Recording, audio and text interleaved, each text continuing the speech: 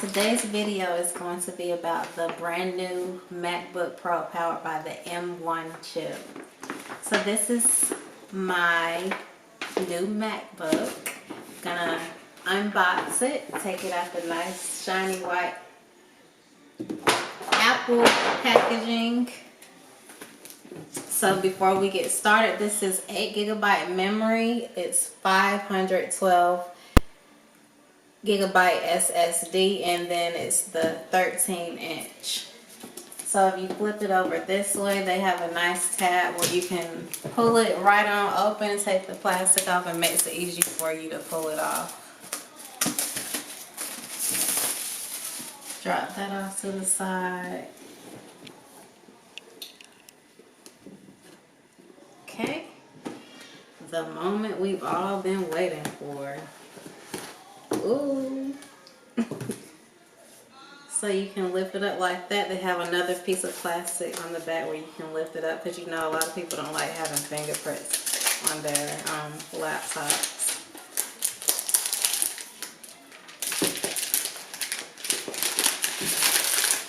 Look at that. Silver, nice and shiny with the Apple logo on it. Okay, I'm going to set that to the side for a minute. It comes with the charging port, and then your instruction manual, and then the charging block that the charging port attaches to. Okay, so we'll set the box to the side, and I'll show you the MacBook itself. Look at that. Wow. Nice shiny screen, and as you can see, it's loading, about to start up for setup. So far it looks like nice vivid color. So we're gonna do English language. To learn how to use VoiceOver to set up your Mac, press the escape key. So I don't want to use VoiceOver, so I'm just going to continue doing it manually. So I'm going to select the country of region as United States. Click continue. Accessibility. Features. Adapt your Mac to the individual needs. You can turn them on how to help you finish setting up and further customize them later in system preferences. See what's available in each of the categories below. So vision, it shows you your menu items, and you have the option below to turn on the voiceover option.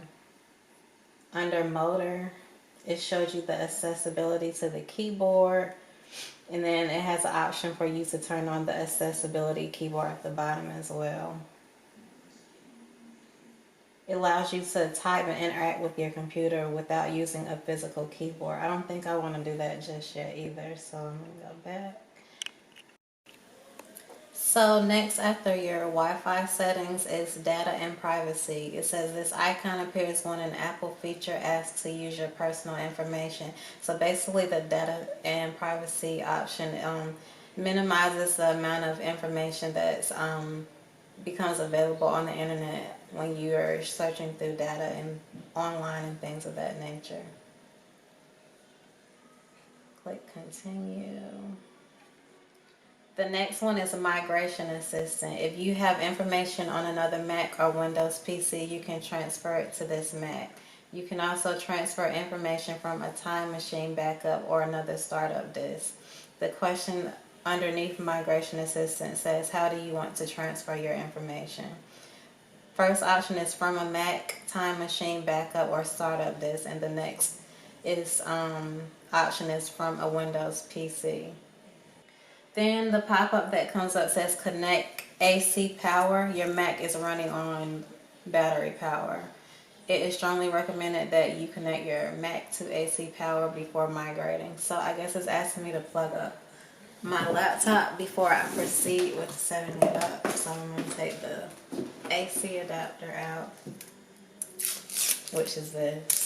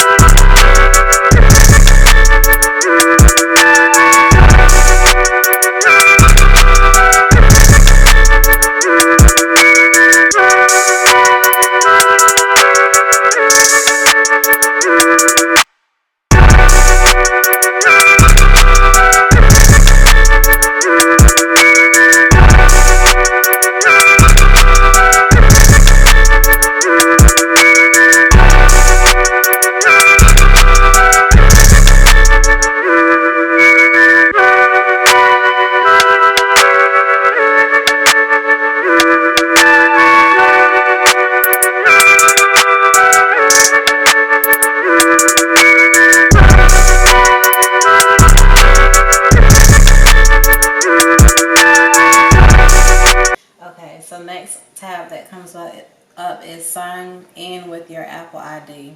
Sign in using iCloud, the App Store, and other Apple services. I think I want to create a new Apple ID. Okay.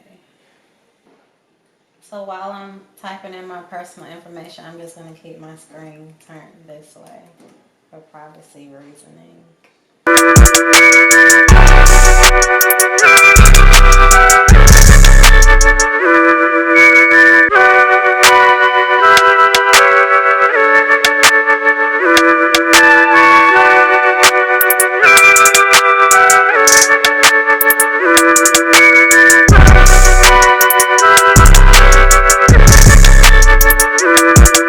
The next tab says new Apple ID. Enter a phone number that can be used to verify your identity with a text message or phone call. Okay. Then you have to verify your new password.